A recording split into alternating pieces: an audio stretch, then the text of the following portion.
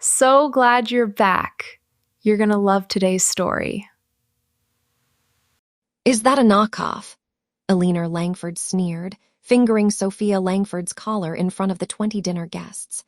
The dining room fell into a practiced, suffocating silence. The scent of overbloomed lilies and expensive, dry-aged ribeye hung heavy in the air, a sensory weight that Sophia felt in the back of her throat.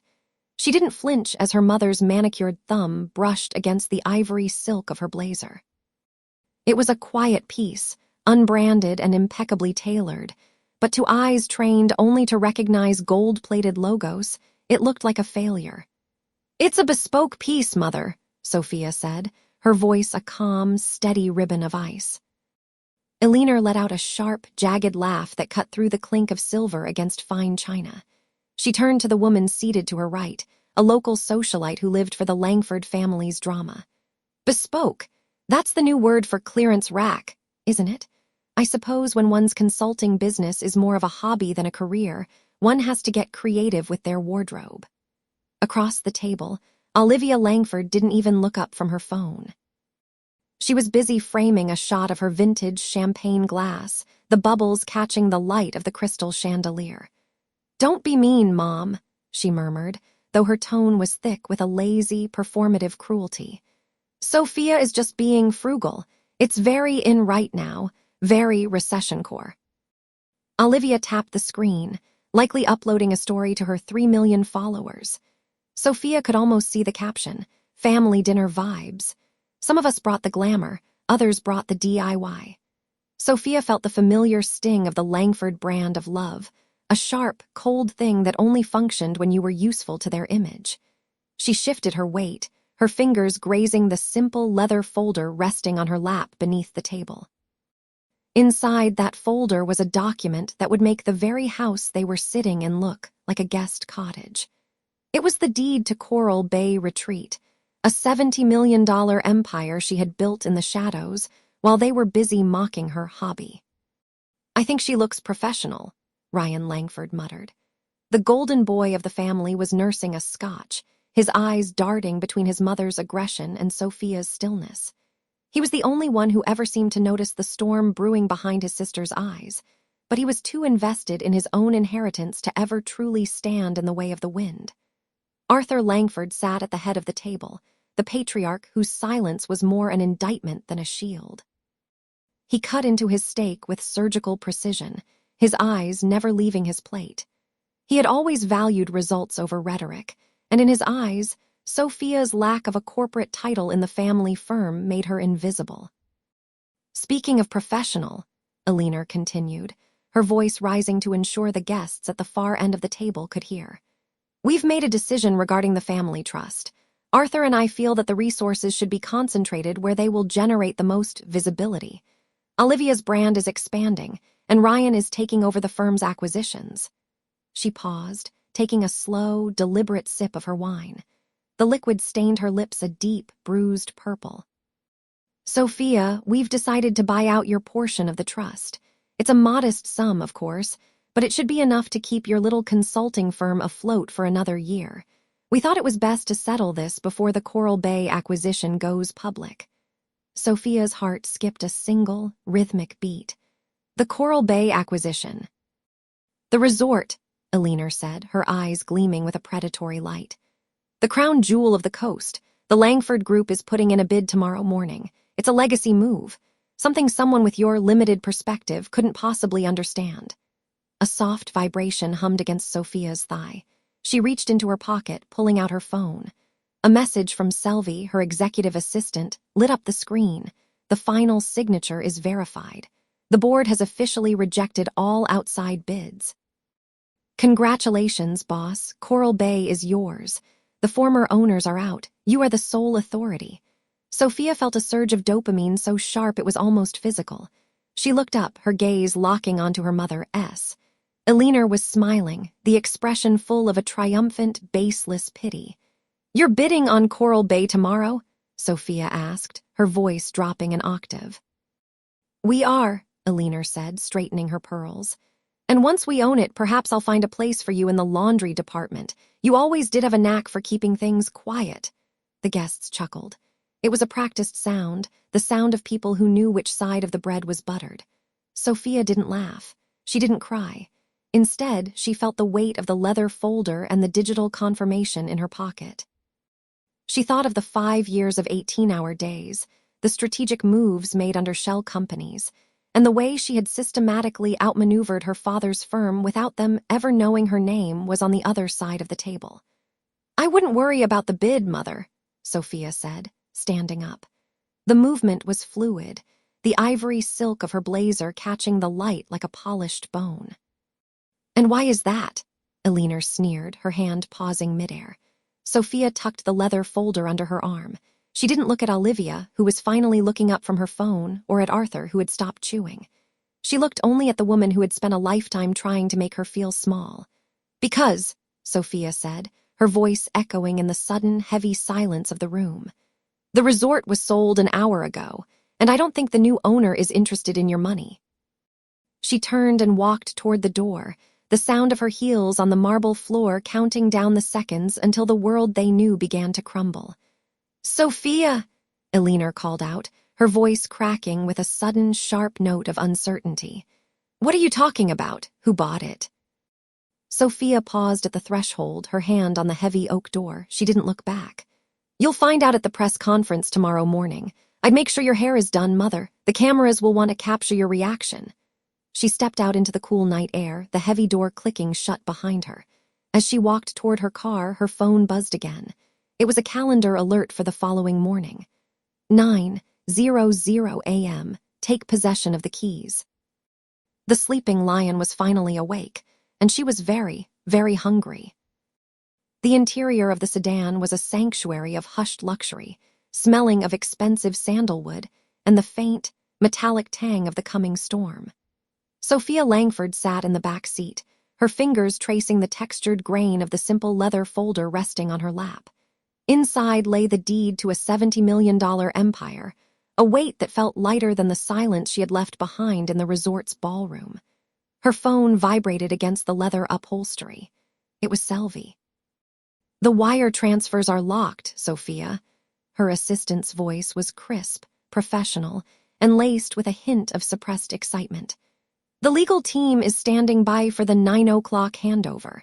The Langford Group has no idea that their grace period ended the moment you walked out that door."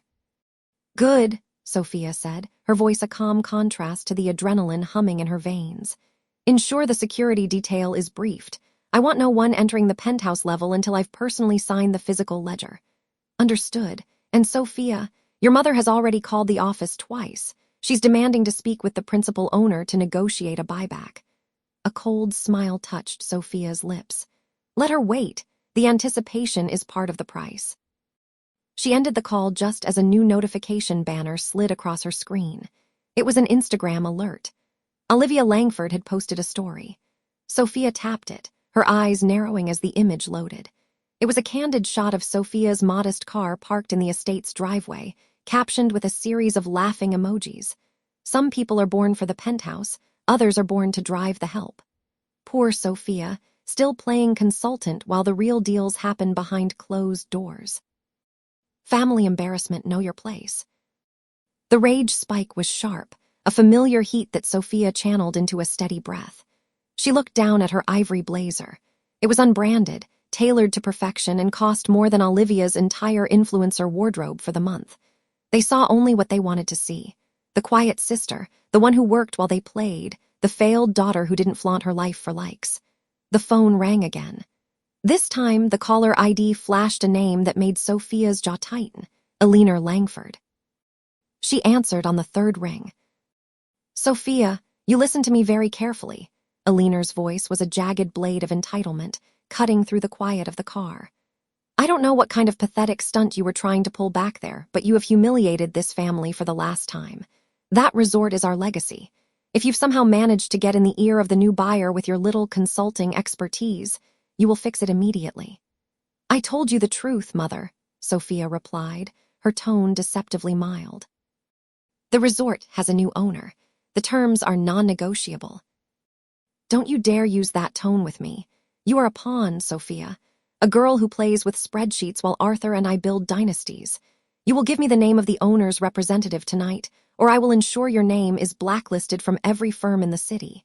You think you're so clever, but you're nothing without the Langford name."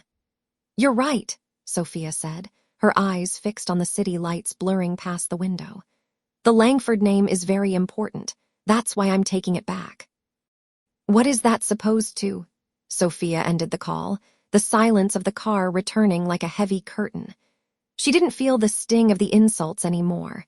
She felt only the cold, hard satisfaction of a trap being sprung.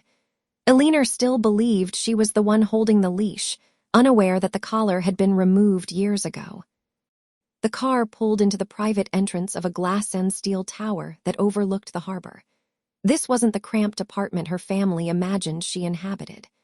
As the elevator ascended silently toward the penthouse, Sophia pulled a single document from her folder.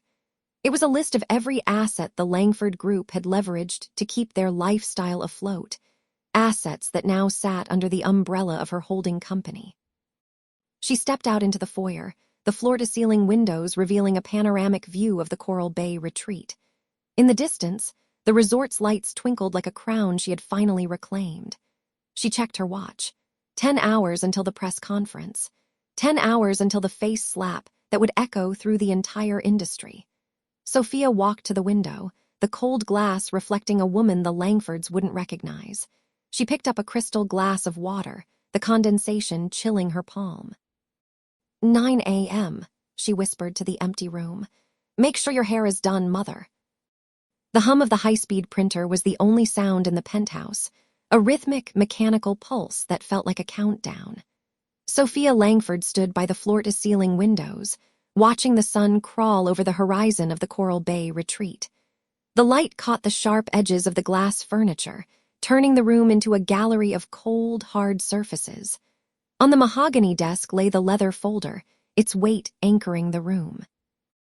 Inside was the final signature from the offshore holding company, the last thread needed to stitch the Langford Group's shroud. Selvi entered silently, her heels muffled by the thick silk rug. She carried a tablet and a single, steaming cup of black coffee. The scent of roasted beans and the faint, ozonic smell of fresh printer ink filled the air. "The board members are arriving at the lobby level," Selvi said, her voice a calm contrast to the storm Sophia was about to unleash. "Arthur is already in the executive suite. He's been calling the legal team every 10 minutes, trying to figure out why the property taxes were paid by an external entity this morning." Sophia didn't turn around. She watched a white gull dip toward the turquoise water of the resort's private cove. "And my mother." "Eleanor Langford is currently at the Veranda restaurant," Selvi replied, a small, knowing smile tugging at her lips. "She's hosting a pre-meeting breakfast for the primary investors. She's telling them that the family restructuring will be finalized by noon." Sophia finally turned, her ivory blazer catching the morning light. It was unbranded, perfectly tailored, and cost more than her sister's entire influencer wardrobe, though Eleanor would never recognize the craftsmanship without a logo to tell her its value. "She's selling a house she no longer owns. Let her enjoy her breakfast, Selvi. It's the last meal she'll have on the company's tab." Downstairs, the Veranda restaurant was a sea of white linen and polished silver. The air was thick with the scent of expensive lilies and the buttery aroma of croissants. Eleanor sat at the head of a long table, her spine as rigid as the crystal flutes of mimosa in front of her. She wore a suit of aggressive magenta, a color designed to dominate any room she entered. "It's about legacy," Eleanor said, her voice carrying easily to the surrounding tables. She gestured with a gold-plated fork toward the investors. "The Langford Group has always been about strength. We've had to make difficult choices lately, trimming the fat, so to speak. My eldest daughter, for instance, simply didn't have the stomach for the heights we're reaching. She's likely tucked away in some dreary apartment right now, nursing her pride." Olivia Langford giggled, tapping away at her phone as she adjusted the lighting for a story post. "She looked so pathetic yesterday, Mom. Honestly, that ivory jacket she was wearing, it looked like something from a clearance rack. I almost felt bad for her. Almost." Ryan Langford, sitting at the end of the table, didn't join in.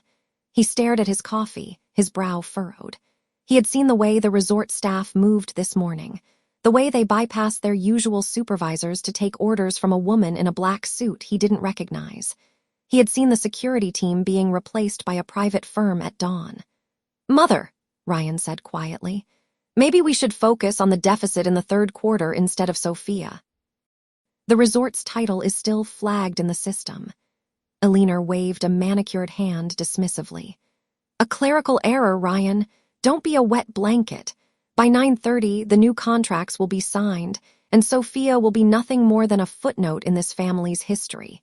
She doesn't have the resources, the connections, or the blood for this level of play." The audacity of the statement hung in the air, a thick layer of entitlement that made the nearby servers exchange nervous glances. They knew what the family didn't. The clerical error was actually a total takeover. Sophia stepped out of the elevator into the main lobby 10 minutes later.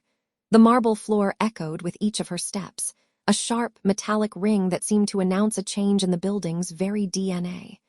She walked toward the veranda, the leather folder tucked under her arm. As she passed the breakfast table, the conversation died instantly. Eleanor's face shifted from a smug smile to a mask of cold fury. She stood up, her chair screeching against the stone floor, a sound that made several investors flinch.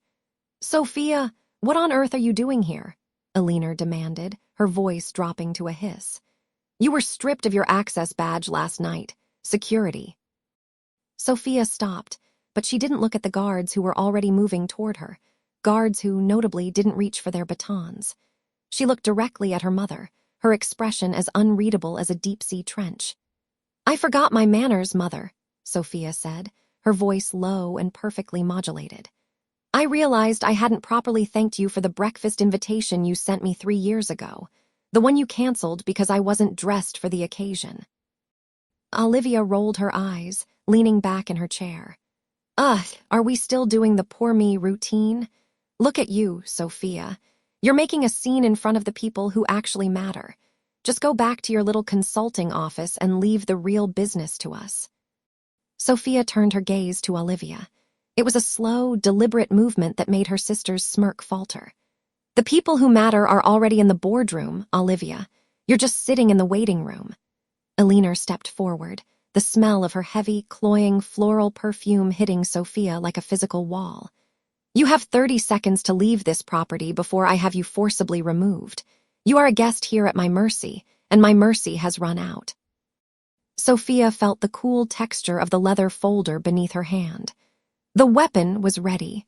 She leaned in, just close enough for Eleanor to see the lack of fear in her eyes. "Check the time, Mother," Sophia whispered. "It's 8:50. In 10 minutes, you'll realize that the only person at mercy in this room is you. I'd finish that croissant if I were you. I hear the food in the holding cells is significantly less buttery." Without waiting for a response, Sophia turned and walked toward the grand staircase leading to the executive boardroom. She didn't look back at the outrage boiling over at the table, or the way Eleanor was frantically signaling for a security chief, who no longer answered to her name. At the top of the stairs, Selvi was waiting by the double oak doors. She held them open, revealing a room of 20 board members sitting in absolute silence. At the head of the table, Arthur Langford looked up, his face pale as he clutched a legal brief that had just been handed to him. Sophia walked to the empty seat at the far end of the table, the seat traditionally reserved for the owner. She placed the leather folder down with a soft, final thud. "Good morning, gentlemen," Sophia said. "Shall we discuss the new ownership?"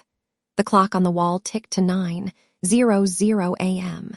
Below, the sound of Eleanor's frantic shouting began to rise from the lobby, but in the boardroom, the air was as still as a tomb.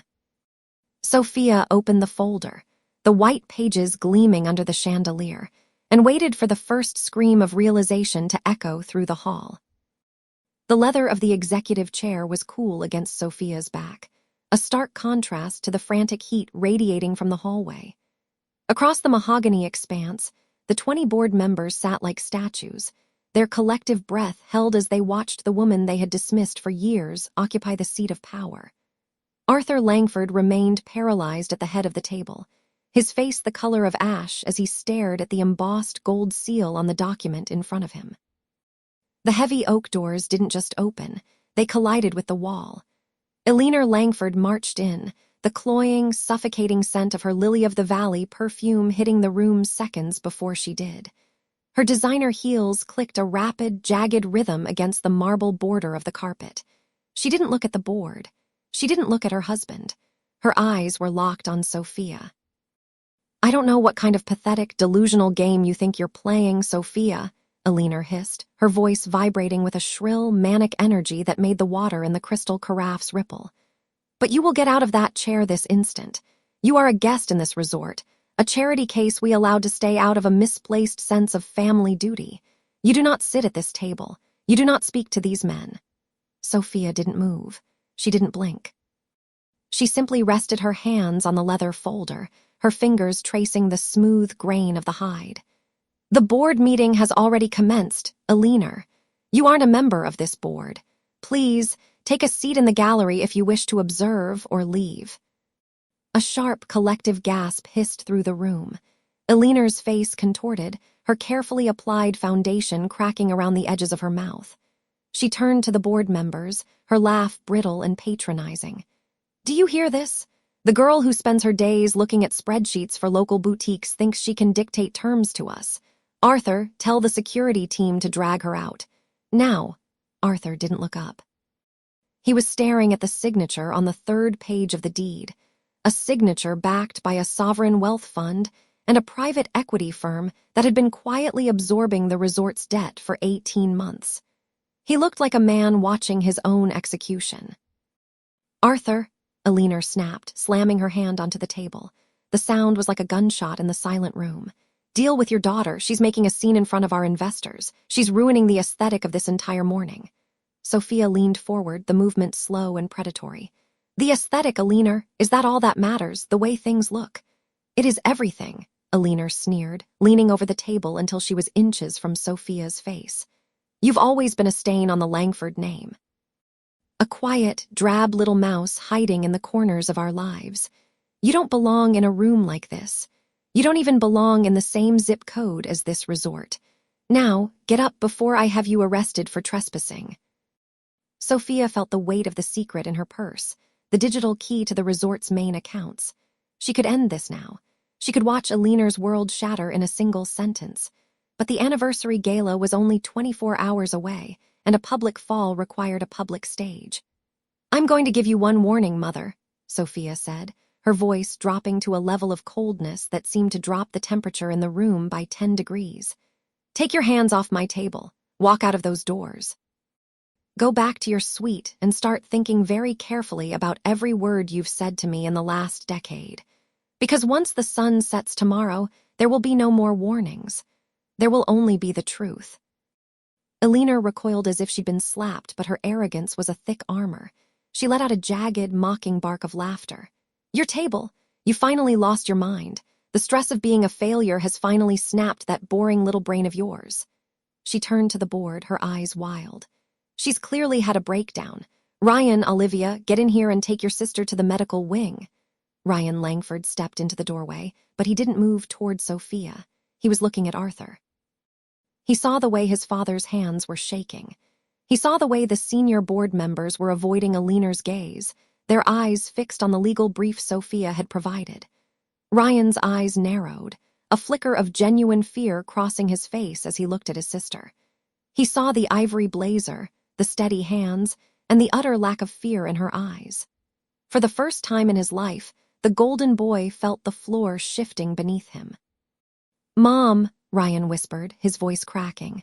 Maybe we should go." "Don't be ridiculous, Ryan," Eleanor snapped, reaching out to grab the leather folder from under Sophia's hands. "I'm ending this farce right." Sophia didn't pull the folder away. She let Eleanor's fingers brush the leather. "Careful, Eleanor," she said softly. "If you touch those documents, you're legally interfering with a corporate transition. That carries a prison sentence. Are you sure you want to trade your Chanel suits for orange jumpsuits just because you couldn't control your temper?" Eleanor froze, her hand hovering inches from the folder. The silence in the room was absolute, broken only by the steady, rhythmic ticking of the grandfather clock in the corner. Every second was a hammer blow to the Langford legacy. Sophia stood up, the movement graceful and commanding. She didn't look at her mother again. She looked at the board. "Gentlemen, the formal transfer of assets will be finalized at the gala tomorrow night. Until then, I suggest you review the restructuring plan I've laid out. Arthur, I'll see you at home." She walked toward the door, the board members parting like the Red Sea as she passed. Eleanor stood frozen at the table, her face a mask of pure, unadulterated rage, still convinced this was a bluff. But as Sophia stepped into the hallway, she heard the sound of a single glass breaking inside the room, followed by her father's broken, hollow voice. "Eleanor! Be quiet, just be quiet." Sophia smiled, a cold, sharp expression that never reached her eyes. The countdown had reached its final 24 hours. By this time tomorrow, the Langford aesthetic wouldn't just be shattered, it would be erased. The scent of white gardenias and expensive sea salt candles hung heavy in the air of the Coral Bay, Retreat's grand ballroom. It was a cloying, artificial sweetness that mirrored the smiles of the 300 guests currently sipping vintage Bollinger. High above, the crystal chandeliers hummed with a low electric vibrance, casting fractured light across the polished Italian marble that stretched toward the horizon of the private beach. Eleanor Langford stood at the center of the room, a sapphire-encrusted silk gown clinging to her frame like armor. She held her champagne flute by the stem with practiced, aristocratic grace, her eyes scanning the crowd for the city's most influential power brokers. To the world, this gala was the pinnacle of the Langford social calendar. To her, it was a victory lap. She hadn't yet realized that the track she was running on had already been sold out from under her feet. "Smile, Mother," Olivia Langford whispered, adjusting the ring light on her phone as she panned the room for her 3 million followers. "The lighting in this lobby is literally worth 1,000 likes. I told the manager they need to rename this wing the Langford Atrium after tonight." Eleanor tilted her head, her smile never reaching her cold, calculating eyes. "They will, Olivia. Arthur is finalizing the honorary plaque details with the board as we speak. This resort is the crown jewel of our legacy. It's only right it bears our name officially." Ryan Langford stood a few feet away, his tuxedo fitting perfectly, though he looked uncharacteristically pale. He kept glancing toward the grand entrance, his fingers drumming a nervous rhythm against his thigh. He was the only one who had seen the look in his sister's eyes 24 hours ago, a look of predatory stillness that haunted his sleep. He knew the scale of the debt, and he knew that the restructuring Sophia had mentioned wasn't a lifeline. It was a noose. "You look like you're waiting for an execution, Ryan," Olivia chirped, not looking up from her screen. "Stop sweating. You're ruining the aesthetic of the family shot." "I think we should leave," Ryan muttered, his voice barely audible over the string quartet. "Before the speeches start, Mother, let's just go home." Eleanor gave a sharp, melodic laugh that caused a nearby senator to turn and nod in admiration. "Don't be absurd, Ryan. Tonight is about dominance. And speaking of the help," her gaze shifted toward the entrance, her lip curling in a familiar, practiced sneer. Sophia Langford stepped into the lobby. The room didn't go silent, not yet, but the energy shifted. She wasn't wearing the designer labels Eleanor had demanded. Instead, she wore a quiet, unbranded ivory blazer tailored with such mathematical precision, it made the couture gowns around her look like frantic costumes.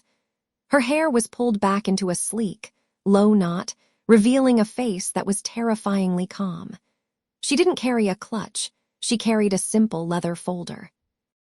Eleanor's hand tightened around her glass. "Look at her," she hissed to Olivia. "Showing up to a black-tie gala in an office suit. She's doing this on purpose to humiliate me. She wants to look like the drudge so people pity her." Olivia rolled her eyes, pointing her camera toward her sister. "Don't worry, I'll filter her out of the main post. She looks like a paralegal who got lost on her way to a deposition." As Sophia moved through the crowd, she didn't stop to mingle. She didn't seek out the wealthy or the powerful. She walked with the steady, rhythmic pace of someone who already owned the floor she was walking on. Every few steps, a member of the resort's elite security detail would catch her eye and offer a nearly imperceptible bow. Eleanor saw it, but dismissed it as the staff being polite to the poor relation. Sophia reached the family circle. The air between them turned brittle. "You're late," Eleanor said, her voice a sharp, low blade. "And you're dressed like a common secretary. I told you to wear the gold sequins I sent to your apartment. Do you have any idea how this reflects on me?" "I think the reflection is quite clear, Eleanor," Sophia replied. Her voice was a cool contrast to the stifling heat of the ballroom. She didn't call her mother. The bridge had been burned, and the ash was already cold. "Don't use that tone with me," Eleanor snapped, stepping closer so her perfume, something heavy and expensive, invaded Sophia's space. "You're lucky I even allowed you through the front door. After your little tantrum in the boardroom yesterday, your father was ready to have you removed from the guest list entirely." Sophia glanced at the leather folder in her hand, then back at Eleanor. "Is Arthur here? I'd hate for him to miss the opening remarks." "He's backstage with the board of directors," Eleanor said, preening.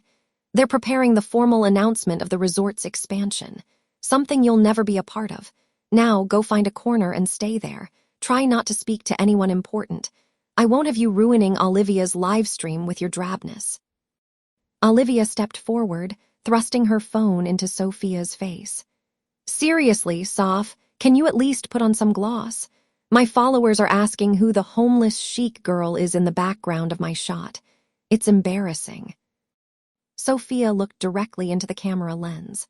For a second, Olivia's hand trembled. The sheer, icy confidence in Sophia's gaze was a physical force. "You should worry less about your followers, Olivia, and more about your followers' interest in bankruptcy proceedings. It's a very popular topic these days." "What is that supposed to mean?" Olivia demanded, but Sophia was already turning away. She caught sight of Selvi standing near the buffet, holding a tablet. Selvi gave a sharp, professional nod. The trap was set. The legal documents had been filed, the digital signatures verified, and the ownership of the Coral Bay retreat, and every asset the Langfords thought they still controlled, had officially transitioned at the stroke of 8:00 p.m. The clock on the marble wall chimed. "Ladies and gentlemen," a booming voice echoed through the speakers. Arthur Langford stepped onto the raised dais at the front of the room. He looked every bit the patriarch, his chest puffed out, a smug smile fixed on his face. "If I could have your attention for a moment of celebration." The crowd turned, the clinking of glasses fading into a respectful hush. Eleanor smoothed her gown and stepped toward the stage, signaling for Olivia and Ryan to follow. She looked back at Sophia, tossing a look of pure, unadulterated triumph over her shoulder. "Watch closely, Sophia," Eleanor whispered. "This is what real power looks like, something you were never meant to hold." Sophia didn't follow them to the stage. She stayed in the center of the floor, the ivory of her blazer standing out against the sea of dark suits and colorful silk. She opened the leather folder and pulled out a single gold-trimmed microphone that Selvi had handed her as she passed. Arthur gripped the podium, his voice radiating false warmth. "Tonight, we don't just celebrate a gala. We celebrate the legacy of the Langford name. As the sole owners of this magnificent property, Eleanor and I are proud to announce—" "Actually, Arthur," Sophia's voice cut through the room, amplified by the house speakers, cold and resonant. "The ownership records were updated 10 minutes ago." The room went deathly silent. Arthur froze, his mouth still open. Eleanor turned on her heel, her face contorting into a mask of confusion and burgeoning rage. 300 pairs of eyes shifted from the stage to the woman standing alone in the middle of the marble lobby. Sophia took a step forward, her heels clicking with a sound like a gavel striking wood. "I think it's time we discuss the new management." Sophia Langford didn't rush. She climbed the 3 carpeted steps to the stage with a grace that felt like a physical weight in the room. The gold-trimmed microphone felt cold and heavy in her hand, a stark contrast to the heat radiating from Eleanor Langford, who stood frozen beside the podium. The scent of 1,000 imported lilies, meant to signal a Langford triumph, now seemed to hang over the stage like a funeral shroud. "Security!" Eleanor's voice finally broke through the silence, shrill and desperate. She lunged toward Sophia, her manicured hand reaching out as if she could physically claw back the reality shifting beneath them. "Get this girl out of here! She's had a mental break. She's dangerous." Sophia didn't flinch. She simply looked at her mother, the woman who had spent 20 years treating her like a stain on the family upholstery, and raised the folder. "I wouldn't do that, Eleanor. Not in front of the entire board of directors and the press." With a subtle nod toward the tech booth, Sophia triggered the remote in her pocket.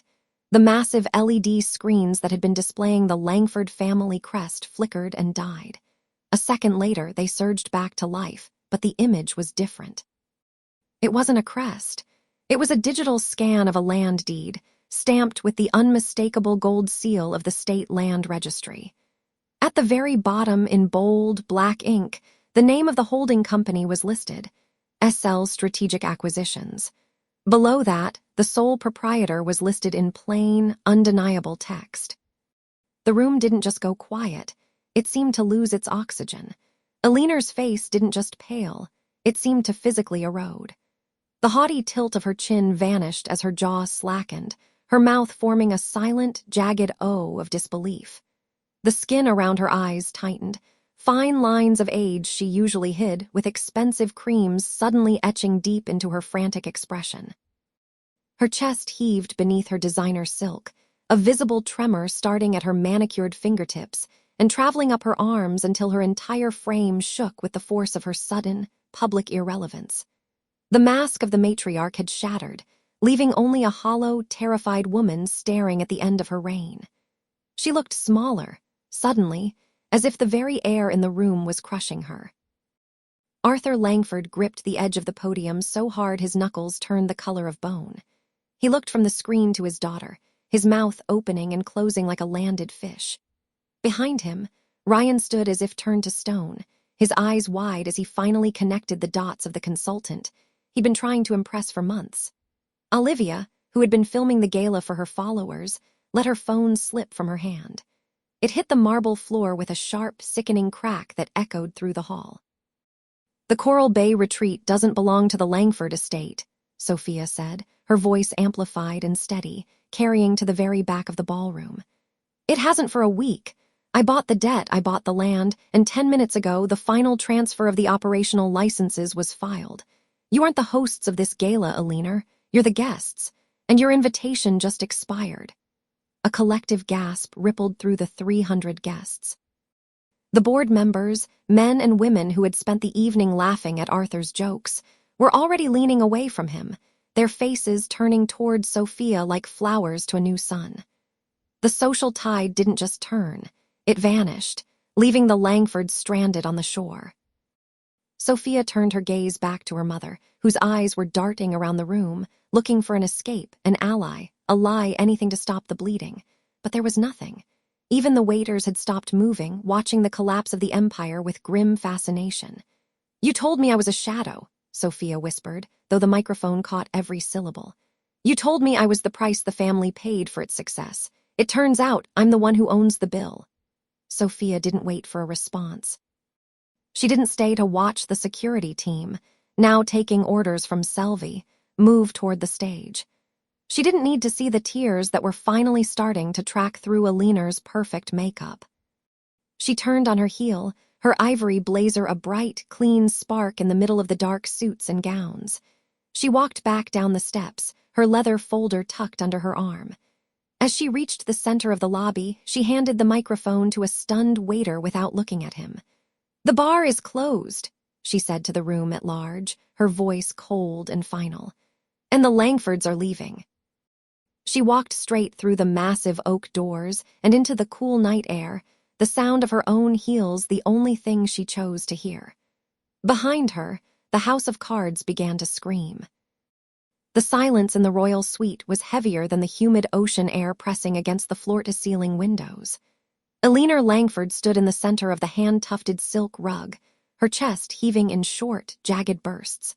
She reached for the bedside marble phone to call the police, the board, or anyone who could undo the nightmare of the last hour, but the line remained stubbornly dead. Selvi stood in the doorway, her posture as straight and unyielding as a blade. She wasn't the hovering, helpful assistant anymore. She was the warden.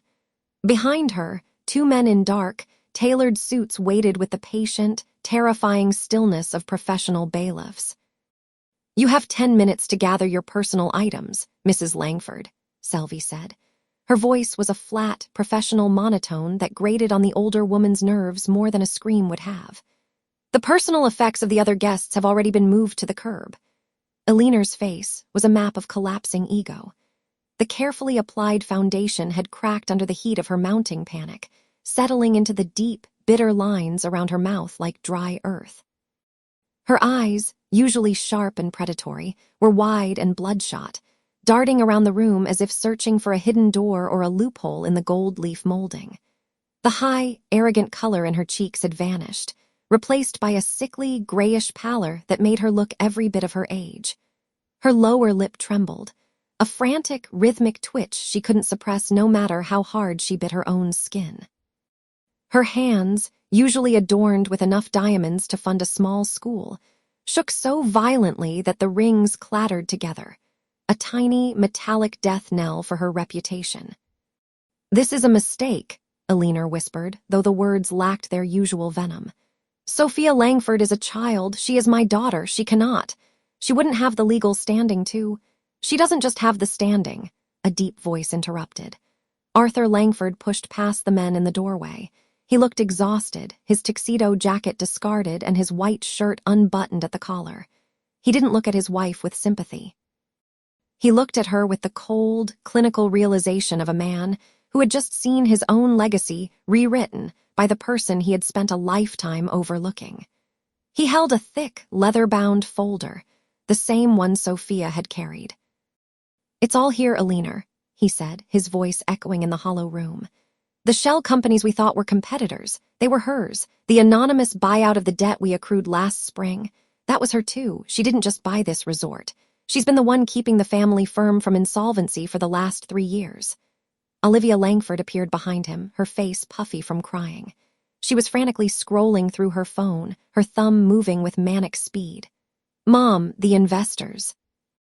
They're all posting about it. Everyone saw the video of the lobby.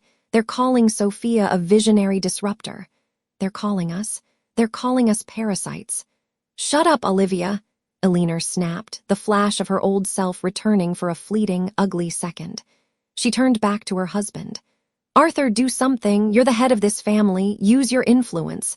Tell the board she's unstable." Arthur let out a short, dry laugh that sounded like sandpaper on wood. "The board? Eleanor, she is the board. She bought out the Miller shares and the Henderson Trust 6 months ago. We don't have a family business anymore. We have a generous allowance provided by a daughter who, quite frankly, has every reason to let us starve." Ryan Langford sat on the edge of the velvet sofa, his head in his hands. He was the only one who didn't look angry. He looked broken.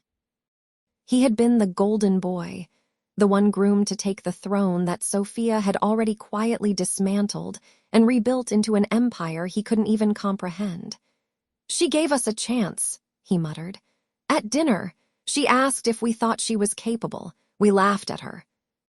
The sound of a heavy zipper broke the tension. Selvi had moved to the closet and was systematically pulling Eleanor's designer gowns from their custom hangers, dropping them onto an open suitcase with zero regard for the delicate fabric.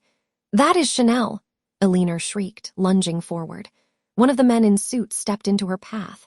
He didn't touch her, but his presence was a physical wall. 10 minutes, Mrs. Langford," he repeated. "The transport is waiting at the gate." "It is a taxi, not the house limousine." The humiliation hit Eleanor like a physical blow.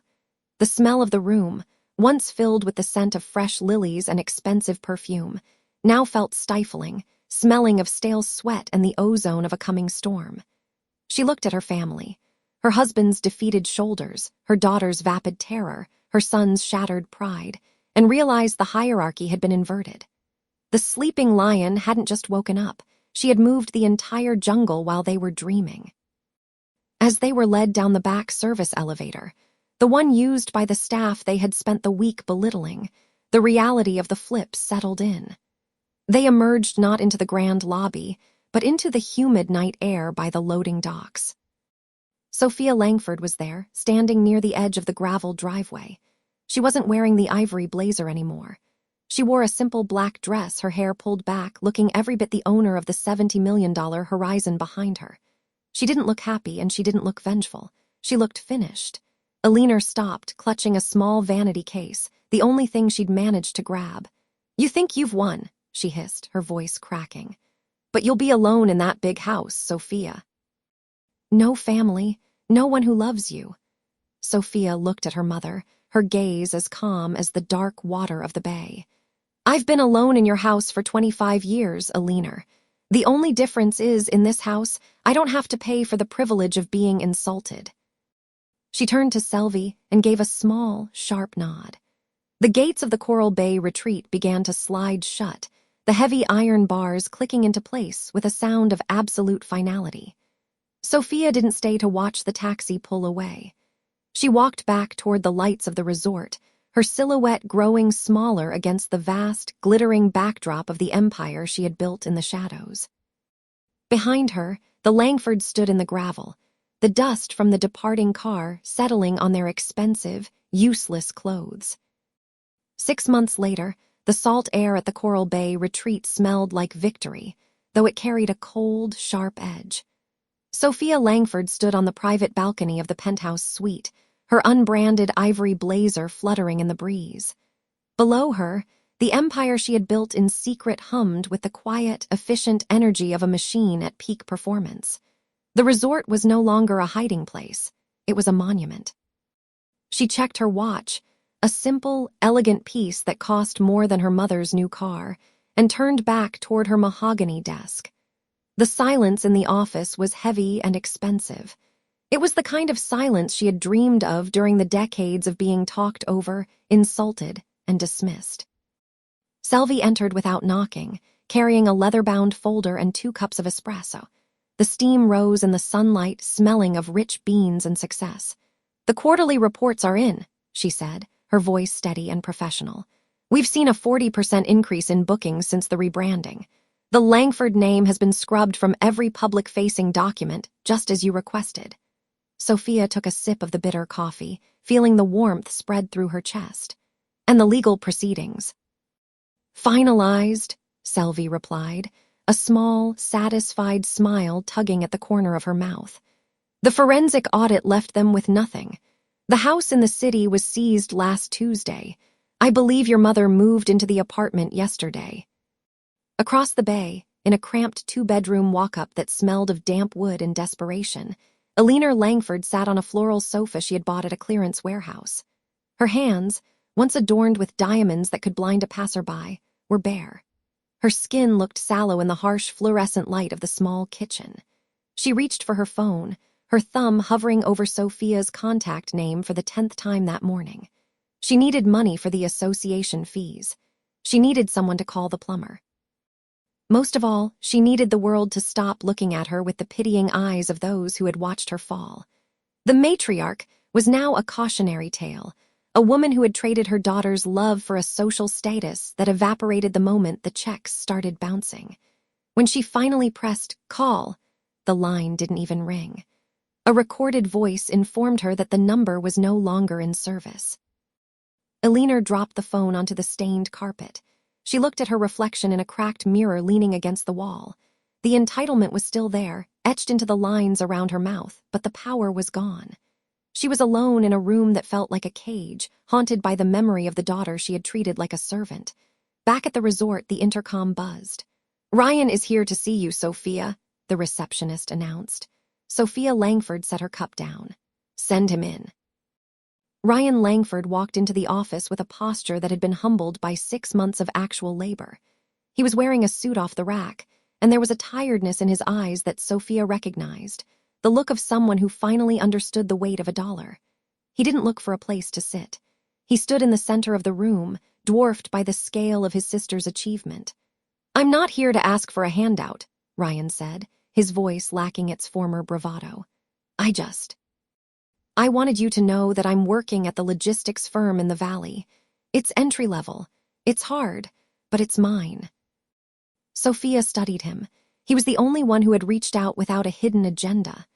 Olivia Langford had spent the last half-year sending sycophantic emails, trying to pivot her failing influencer brand into a resort lifestyle partnership. Sophia had deleted every one of them, but Ryan had stayed quiet doing the work. "I know," Sophia said calmly. I'm the one who approved your background check. I own the firm, Ryan. He flinched, the color draining from his face as he realized the true reach of her shadow empire. He looked around the office, at the original artwork and the panoramic view of the ocean. You really did it. You did all of this while we were laughing at you. I did it because you were laughing at me, she corrected him. It provided a very effective smoke screen. Ryan nodded slowly, a genuine respect finally taking root in his expression. Father wants to see you. He's not well, Sophia. He spends all day in the library of that small cottage in the country, looking at old photos of you. He doesn't mention Eleanor, not once. Sophia felt a phantom ache in her chest, the only remnant of the girl who had once craved a father's pride. Arthur Langford had validated her business genius in the end, but he had done it too late to save their relationship. They were business associates now, bound by a monthly wire transfer and a shared history of silence. Tell him I'll call on Sunday, Sophia said, her voice final. When Ryan left, the office felt larger, emptier. Sophia walked back to the window. The sun was beginning to dip toward the horizon, painting the sky in shades of bruised purple and gold. She had won. The antagonists were broken, the witnesses were silenced, and the empire was secure. She reached into her ivory blazer and pulled out a small, faded photograph she kept in her inner pocket. It was a picture of herself at 10 years old, standing alone at the edge of a garden party, looking at the house as if she were a stranger. She had the house now. She had all the houses. But as she watched the tide pull the water away from the shore, Sophia realized that justice was a cold meal. It filled the stomach, but it didn't provide any heat. She turned away from the view, the heavy glass door sliding shut with a sound of absolute, irrevocable finality.